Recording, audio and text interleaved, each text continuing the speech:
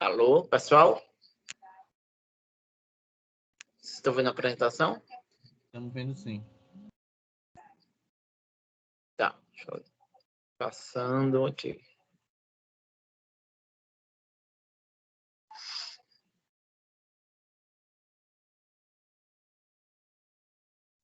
Vamos ver que ponto que a gente estava na final da aula passada. A gente falou um pouco sobre Bitcoin, né? Então a gente mostrou aspectos desse descentralizado, anônimo do Bitcoin. Que a Bitcoin é gerada no processo de mineração, né? Então a emissão de moeda ela é feita através de um algoritmo, né? E a gente falou alguns aspectos de uso econômico da Bitcoin. E nós, a partir disso, né, a gente começou a falar sobre uma coisa que eu considero talvez mais relevante do que a criptomoeda em si, que é esse mecanismo distribuído de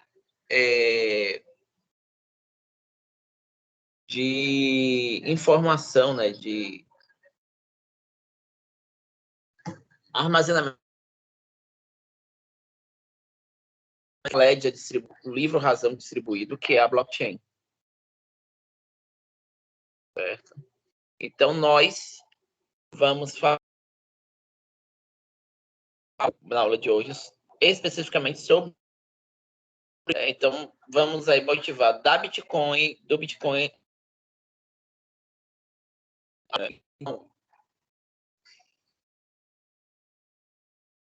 Quando a gente fala em dinheiro físico, a gente vê que ele não é rastreável, ele é seguro, transações online. Eu não posso usar online diretamente, né? Tenho transações por débito, e eu tenho alguém que vai gerenciar aí. Normalmente essas transações são bancos e as transações entre os bancos, pelo banco, os comerciantes podem rastrear e manter perfil de clientes.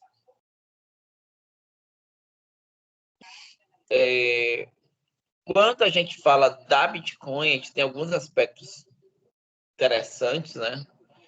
Hoje nós temos 17, em torno de uns 18 milhões de abril de 2019, mas isso já é um pouco mais, né?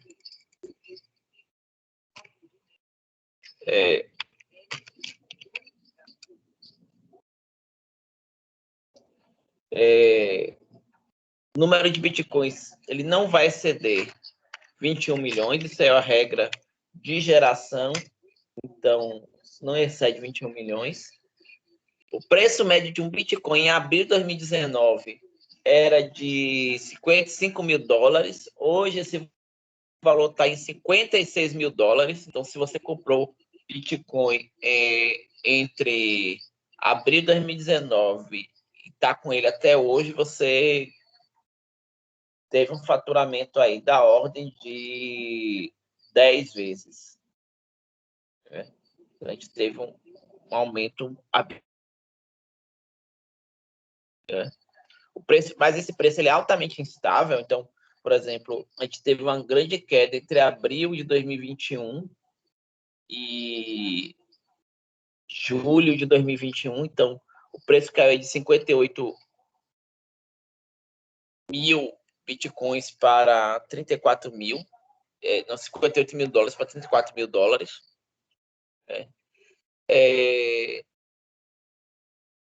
Bitcoin, a rede Bitcoin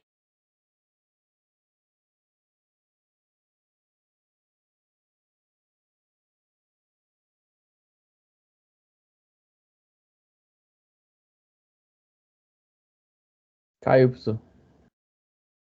Tá mudo. Alô? Oi, voltou agora, mas tá dando umas travadas.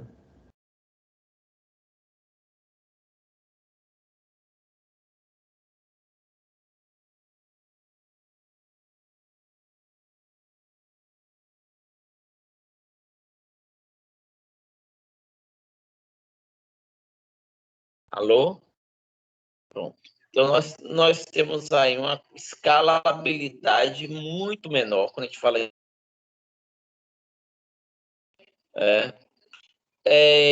Bitcoin nos permitiu criar uma moeda virtual, né? Então,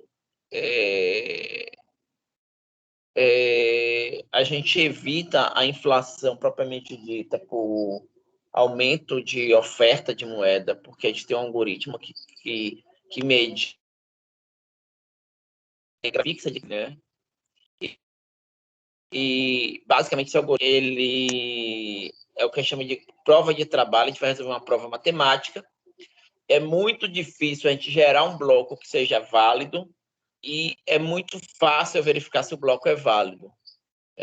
E quando eu armazeno uma nova transação em um bloco novo na rede, eu verifico, eu confronto essa transação com transações anteriores e aí eu evito o que a gente chama de dupla despesa.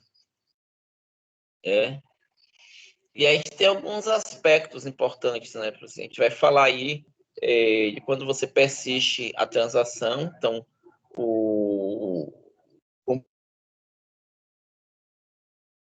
a transação online, né? Assim, a gente tem algo que a gente confia na prova e não em terceiros, né? Então a gente confia nos algoritmos, isso é verificável por todos. Eu não tenho um banco central, eu não tenho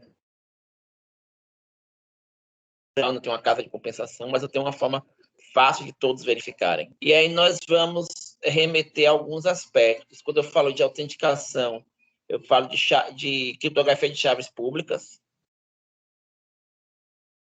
digitais, através da chave pública do pagador, de que aquela pessoa é a pessoa certa, que não é porque eu vou pagar para aquela chave pública e somente se aquela chave pública está associada a uma determinada pessoa, somente aquela pessoa tem a chave privada para permitir manipular o dinheiro da carteira digital. Eu vou utilizar de assinaturas digitais, como a gente falou, e de hash criptográfico para verificar as transações, verificar a integridade das transações. A gente vai ver que o uso de hashes criptográficos torna muito difícil adulterar dados na Bitcoin, na blockchain da Bitcoin, na cadeia de blocos de transações associadas à Bitcoin. Certo?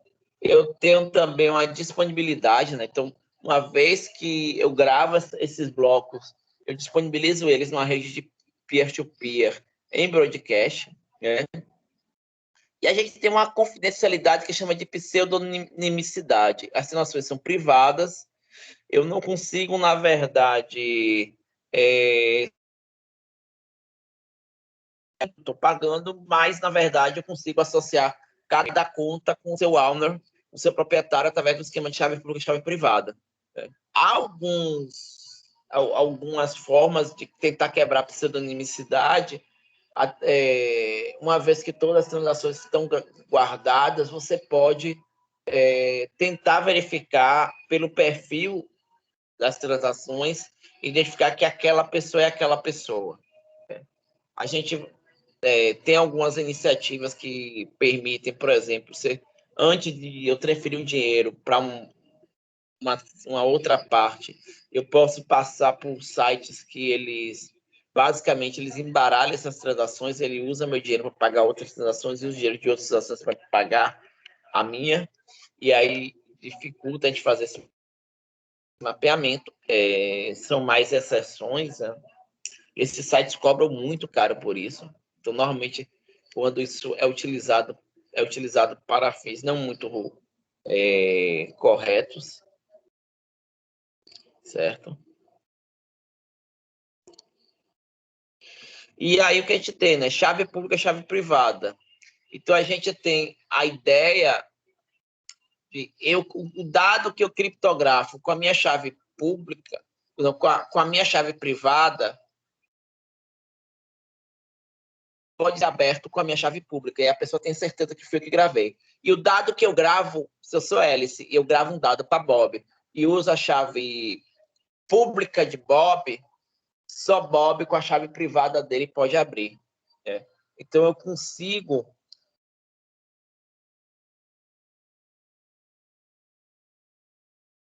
a identidade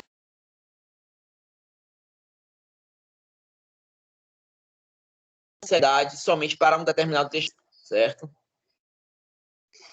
E com isso a gente usa esse esquema de chave pública e chave privada para criar uma assinatura digital, de modo que a gente tem uma mensagem assinada onde a gente garante autenticidade e integridade. Isso é uma coisa que vocês já devem ter visto, a gente já fala um pouco isso aqui em sistemas distribuídos, mas também em rede de computadores, possivelmente já viram esse esquema.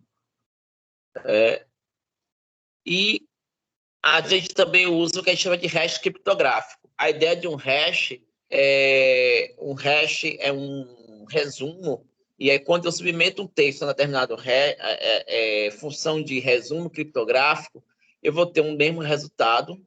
Isso é unidirecional, então y, dado um y, eu não consigo descobrir quem é x, tal que hash de x é igual a y. E é muito difícil, dado que hash de W é igual a Z, eu encontrar um X que não seja W, tal que hash de X também seja igual a Z. Então, basicamente, se você tem um texto e submete ele a uma função de hash, se você tiver qualquer alteração naquele texto, o valor do hash também vai alterar. Então, o uso de hash é muito interessante para você garantir a integridade daquele texto, que aquele texto não foi alterado. Então, muitas vezes você vai encontrar aí arquivos que estão na rede, e aí você vai encontrar, para aquele arquivo, olha, o hash MD5 dele é tal, e aí quando você baixa esse arquivo, você pode comparar depois, rodar a função MD5 e ver se o arquivo realmente foi baixado de forma íntegra. É uma aplicação que a gente usa. E para que a gente vai usar isso, gente? A gente vai usar... como é que a gente vê que a moeda é legítima? Usando prova de trabalho. E prova de trabalho tem a ver com hash criptográfico. Né? E como é que eu previno o gasto duplo, verificando as transações anteriores e difundindo a todos os o novo bloco de transações. Né? Eu posso criar uma moeda virtual por meio dessa política de incentivos aos mineradores. Então, quem minera, quem resolve a prova de trabalho, vai receber um valor em moeda digital. Né? E eu tenho dificuldade para fazer essa criação de novos blocos e gerar nova moeda, e aí eu consigo prevenir a inflação. Bem, a ideia da blockchain é o seguinte: um conjunto de transações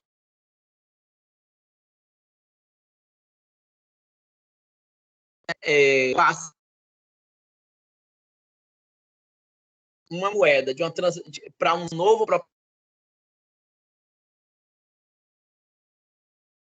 eu assino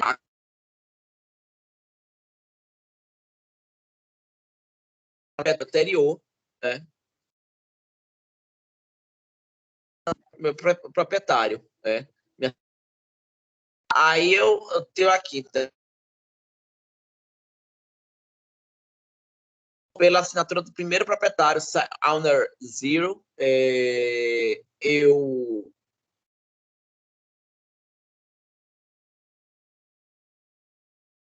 a chave pública do Owner 1. E aí agora eu quero passar o que está nessa função Owner 2. Então, o que é que eu faço? Uso a chave privada do Owner 1, gero uma assinatura digital dele, usando a chave pública dele, e essa assinatura digital, em conjunto com o hash, é associado ao Owner 2. E aí eu faço o repasso do valor para o Owner 2.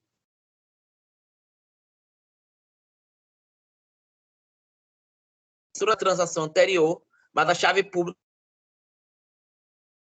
qualquer um pode verificar a cadeia de transferência do dinheiro.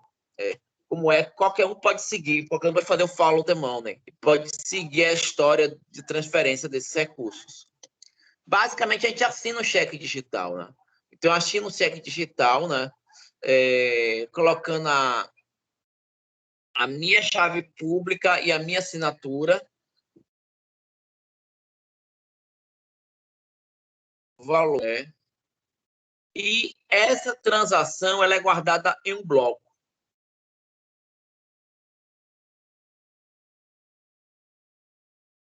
Uma transação, então eu gero a transação, fazendo essa transferência, assinando digitalmente o recurso que eu tenho na minha carteira digital, e transferindo para a chave pública da carteira digital do novo proprietário. Eu vou guardar uma transação TX, eu vou guardar num bloco, que é a forma como a gente persiste esses dados. E esse bloco, na verdade, ele é guardado no que a gente chama de grande livro-razão distribuído, que é a blockchain. Mas como é que eu guardo esse bloco? Eu conheço todas as transações anteriores, até o último bloco que eu conheço. Então, cada bloco eu posso gerar um hash criptográfico que resume o bloco. Então, eu estou gerando um novo bloco. Eu tenho o hash anterior do último bloco. Então, eu vou gerar um novo bloco com esse dizendo, olha, esse bloco de transações veio de número 1000, vem imediatamente depois do bloco de transações número 999 e reconhece todas as transações do bloco 0 a 999. Então, todas as transações que eu colocar nesse bloco 1000, eu tenho que verificar elas, se elas são válidas em comparação às transações conhecidas até o bloco 999. E esse novo bloco, para ser criado, ele tem que ter um hash que vai seguir uma regra, que é justamente a regra, que é justamente esse desafio criptográfico, essa prova de trabalho. Essa regra, gente, basicamente é alguma coisa do tipo, olha, esse novo hash, ele tem que ter X bits iniciais em 0. Ah, professor, como é que eu consigo gerar o hash de um texto arbitrando que esse hash vai ter os primeiros bits iniciais em 0? Não consigo fazer isso diretamente. Eu teria que colocar eu teria que gerar o hash, verificar se atende. Se não atender, eu vou ter que inserir alguma informação ali para que o novo hash atenda. Essa nova informação que a gente insere é um número, que a gente chama de nonce, number at once, que basicamente é um número que a gente gera, esse número vai incrementando. Então, eu gero o nonce, e aí eu computo hash anterior, transações novas que eu quero persistir e o nonce, forma meu bloco novo. Qual é o hash desse bloco novo? Computei esse hash. Esse hash tem os 4 primeiros dígitos em 0? Não. Então eu vou incrementar o nonce. E aí eu vou fazendo isso e verificando se o hash atende esses 4 primeiros bits em 0, até que eu atenda. Quando eu atendi, eu gerei um bloco válido. Este é o conceito de minerar o bloco. Isso é extremamente difícil de gerar, porque eu vou ter que testar para cada valor de nonce. E é tentativa em erro. Por outro lado, eu consigo verificar rapidamente se aquele bloco ele tem o hash anterior que está guardado, é o hash do bloco anterior na blockchain. Eu consigo computar se o hash dele realmente é aquele, se o bloco não foi corrompido. A verificação é muito fácil de fazer isso, mas a prova de trabalho é extremamente difícil. Então, basicamente, aqui, gente, como eu falei, né, aqui no caso a gente está usando estou tentando gerar o nonce, eu vou variando o nonce. Tenho aqui os dados, o hash anterior, timestamp, dados que eu estou guardando, e o nonce, e eu vou variando esse nonce até que quando eu computar o novo hash, no caso aqui eu tenho os primeiros zeros iniciais. E aí, esse hash que eu computei vai do bloco 0, que a gente chama de Genesis Block, ele vai estar aí no first block, como bloco anterior. E aí, esse first block vai ter aí o header com o hash do bloco anterior, o timestamp, as transações novas, a gente guarda isso numa estrutura que a gente chama de Merkle Tree, né?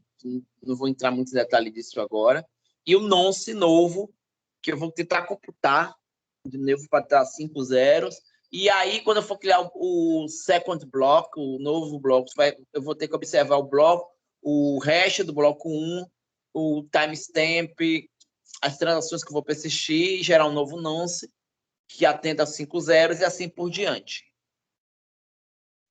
Então, basicamente é isso, né, gente? E aí, imagina que eu tenha com meus blocos todos bonitinhos e eu adulterei o bloco 2 aqui nesse slide. Quando eu adultero o bloco 2, observe que o previous hash, que é o A17021.245, ele está associado ao bloco 1, mas eu alterei o bloco 2. Quando eu altero o bloco 2, o hash dele virou JC68.421Q7. Aí, o que é que acontece? O bloco 3 diz, não, o hash anterior deveria ser 8x97CJN81. Então, o previous hash does not match. Então, o hash anterior não bate com o que deveria ser. Então, o bloco 2 foi adulterado. Então, essa estrutura de blocos ela é muito interessante, que eu consigo ver rapidamente se houve uma adulteração. E isso assegura que a cadeia de blocos ela assegura imutabilidade, ou seja, uma vez que você coloca o bloco lá e aí você coloca os próximos blocos, eu não consigo alterar um bloco anterior, porque senão eu teria que alterar o previous. Se eu altero o bloco 2, teria que alterar o previous bloco do bloco 3. E aí, quando eu mudo o bloco 3, muda o hash do bloco 3, eu teria que mudar o hash do bloco 3 no bloco 4 e assim por diante. Se eu tiver uma cadeia suficientemente longa, isso pode não ser nem viável.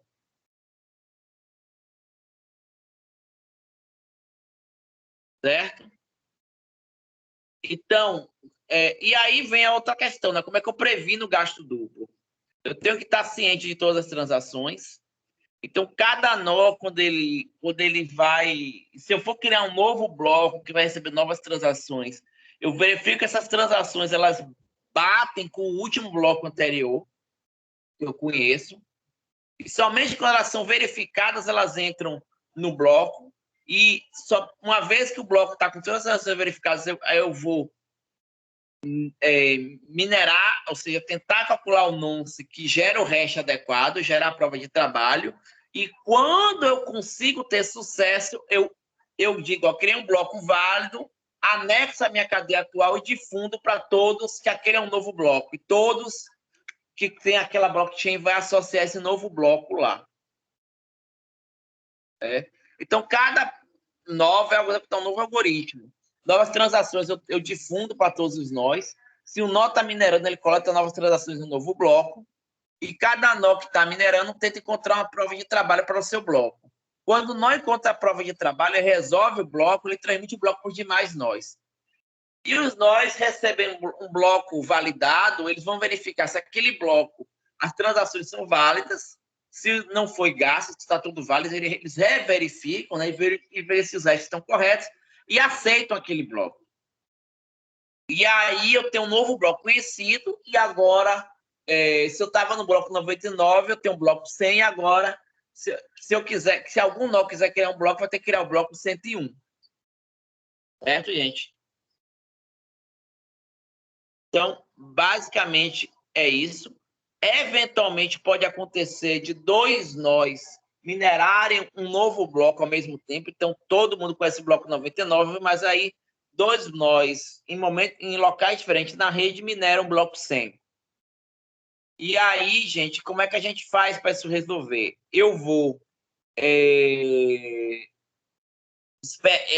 normalmente, todo mundo vai aceitar aqueles blocos novos que são válidos. E aí você pode criar um fork.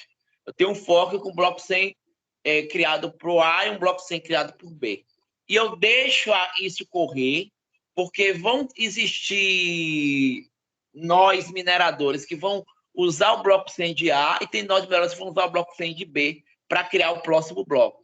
E em algum momento, alguém vai criar no bloco de A, outro vai criar no bloco de B. E eu uso a regra de, se eu conheço o fork e eu tenho duas cadeias, e eu quiser criar um novo bloco, eu vou criar um bloco novo na cadeia mais longa. isso em algum momento vai fazer com que uma cadeia seja mais longa e mais favorecida que a outra, e aí eu vou pegar aqueles blocos da cadeia menos favorecida e vou descartar esses blocos, e essas transações vão ter que ser reconfirmadas. Isso tem algumas limitações práticas. O algoritmo de prova de trabalho da Bitcoin, ele gasta 10 minutos para criar um novo bloco, né? E aí eu tenho que aguardar 10 minutos para a transação passar, mas existe aquela possibilidade daquela transação passar num bloco novo que entrou num fork e aquele fork não ser favorecido, aquela transação tem que ser reconfirmada. Então, para coisas um pouco mais caras, normalmente a gente espera 6 blocos, porque existe uma prova probabilística que, se depois de 6 blocos persistido, aquele nó vai estar na cadeia que vai ser favorecida. Isso é mostrado nos algoritmos da Bitcoin. Então, se você estiver pagando uma casa, um carro, tipicamente você vai esperar 1 hora para aquela transação estar confirmada por toda a rede. Certo? A gente vai usar uma forma de organizar os dados no bloco, usando o que chama de Merkle Tree, onde a gente não vai guardar todas as transações, a gente vai guardar só o hash, um root hash, que a gente vai ter uma árvore de transações, onde as transações são nos nós folha, e para cada transação gera um hash, e essa árvore binária, e aí a cada ancestral ele vai ter o hash dos filhos, né? E a root hash vai ter o hash da subárvore esquerda da raiz e do hash da subárvore direita da raiz. Então, é uma estrutura otimizada para a gente não ficar guardando muita informação na blockchain em si.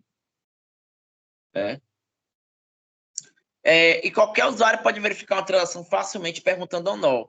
Primeiro, ele obtém a cadeia da prova de trabalhos mais longa, verifica aquela transação, verificando os hashes associados ao TX, não a transação como um todo. Certo?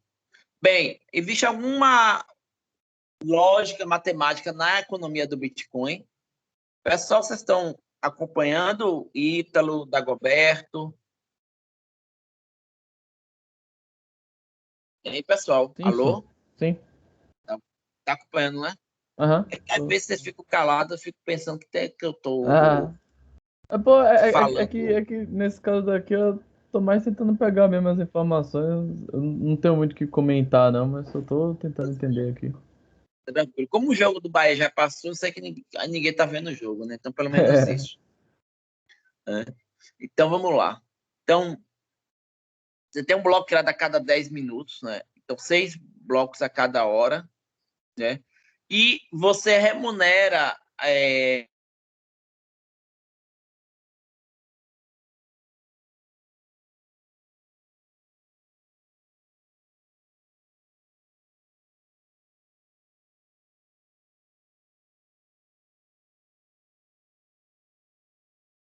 Ficou mudo, professor.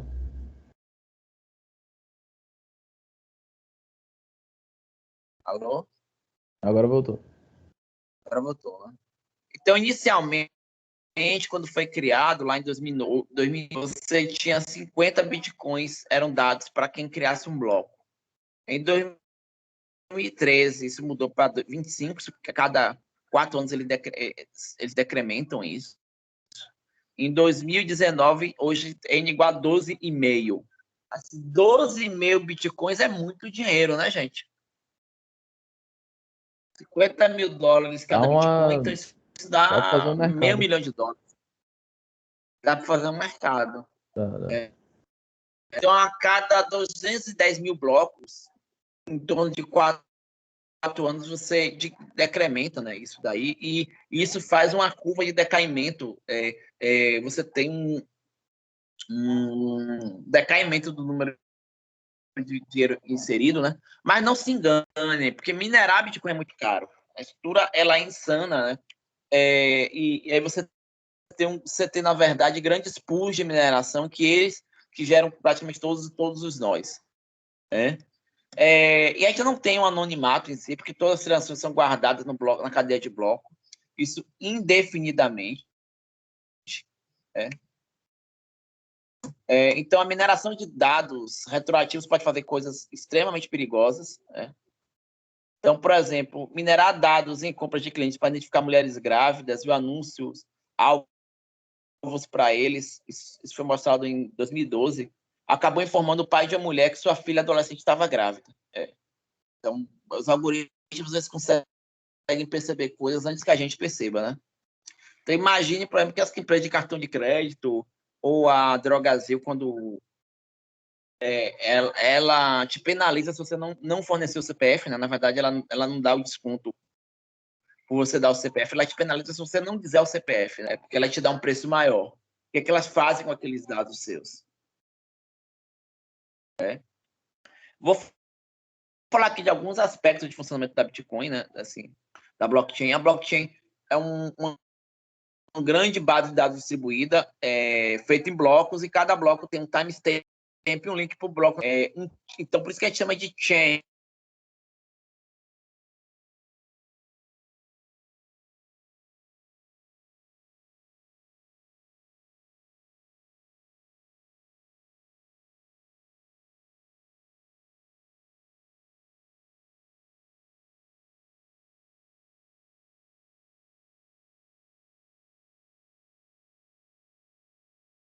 Ficou mudo de novo.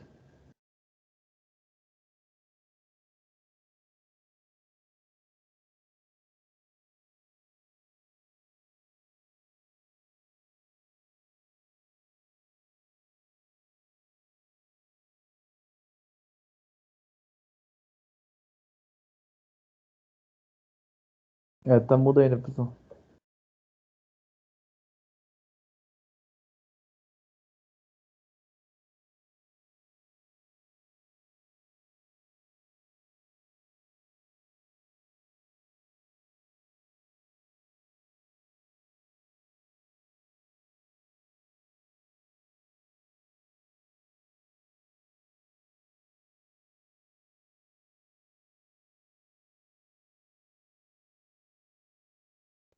Alô? Pessoal, voltamos? Agora voltou. Pronto. Eu vou fazer o seguinte, né? A gente falou hoje um pouco sobre a ideia da blockchain, né? E fazendo as correlações com o Bitcoin, né? Eu vou deixar para a próxima aula, como está com tempo com folga, para eu entrar em alguns outros detalhes mais blockchain e eu tentar fazer um laboratóriozinho com vocês, para vocês entenderem algumas coisas. Certo? Tá certo. E eu estou com alguns problemas de conexão, tá indo e voltando, e acho que vai ser mais proximamente desse jeito, ok, gente? Tranquilo, pessoal. Então, tranquilo, obrigado e até a próxima.